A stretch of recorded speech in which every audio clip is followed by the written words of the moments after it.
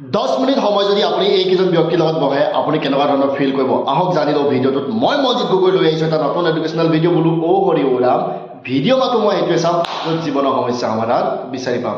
10 minute যদি কোনোবা বয়সস্থ মানুহৰ লগত আপুনি বহে আপুনি এনেকুৱা ফিল কৰিব যে পঢ়া শুনা সব আপোনাৰ কাৰণে বেকাৰ হে যি আছে হে বৃদ্ধজন বেষ্ট 10 মিনিট যদি আপুনি কোনোবা সাধু সন্তৰ লগত বহে আপোনাক এনেকুৱা অনুভৱ কৰাই দিব যে ধন দলত এইবোৰ সব মোহ মায়া 10 মিনিট যদি কোনোবা আপুনি বীমা এজেঞ্চি মানুহৰ লগত বহে তেখেতে আপোনাক এনেকুৱা ফিল কৰাব যে